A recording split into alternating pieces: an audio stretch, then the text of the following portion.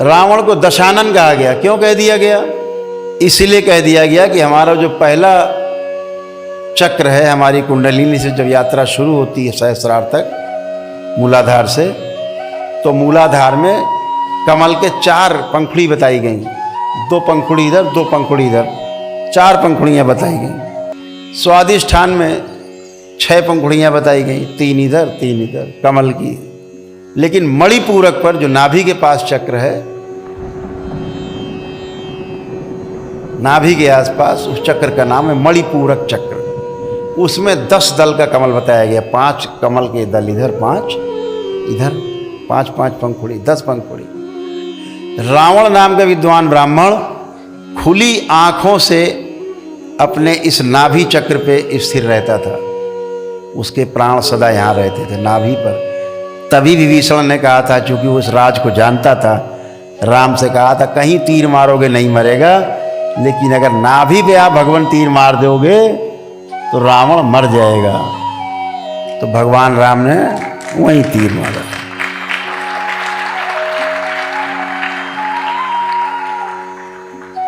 हम आंख खुली रखते हैं, आप सब तो मूलाधार में रहते हैं। मूलाधार कहाँ है? मल और मूत्र द्वार के बीच में जो जगह नीचे, हम मूलाधार स्थिर, ऐसा माना जाता है। खुली आंखों से वहां रहते हैं। आंख बंद करके चलते हैं तो ऊपर को चलते हैं। खुली आंखों से हर व्यक्ति वहां रहता है। रावण कहाँ रहता था? नाभि पर, खुली आंखों से। इसलिए रावण को दशानन कहा गया।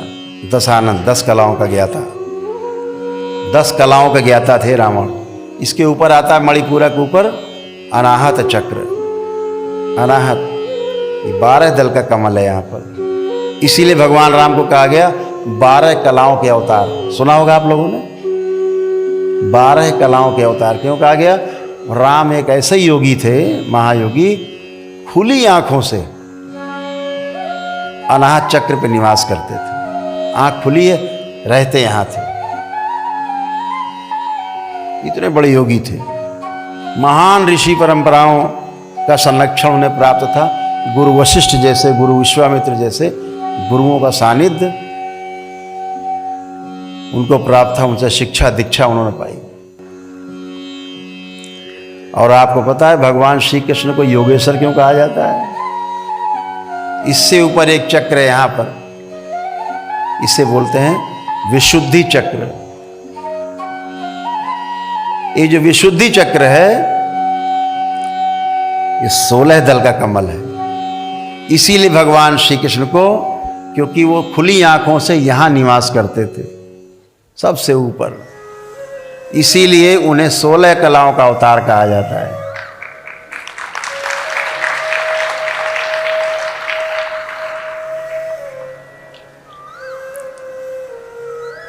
यानी जिन्हें काम, क्रोध, मद, लोभ, अहंकार कुछ छू भी न गया हो, विशुद्धि।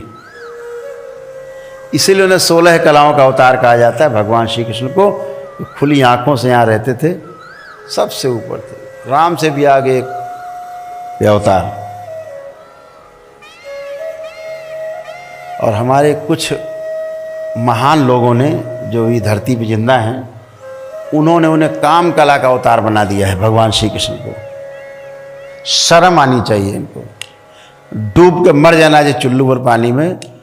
जो योगेश्वर है, जिसको काम, क्रोध, मद, लोभ कभी छू ना गया हो, उससे दिन भर ऐसा बता दिया कि दिन भर बस वो स्त्रियों के साथ रमण कर रहे हैं, गोपिकाओं के साथ दिन भर रमण कर रहे हैं। तुम्हें पता भी है कि गोपिकाएं कौन है? तुम 16,108 नारी कहते हो, और ये दरबार 16,108 नारी नहीं, 16,108 नाड़ी शरीर की। उनके स्वामी का नाम श्री कृष्ण है।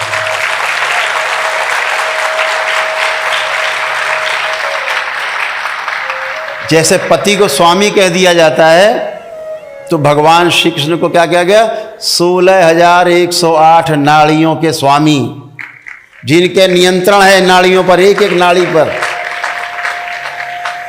उनके शरीर की एक भी नाड़ी बगैर उनकी इच्छा के धड़क नहीं सकती थी। उनका नाम योगेश्वर श्री कृष्ण है।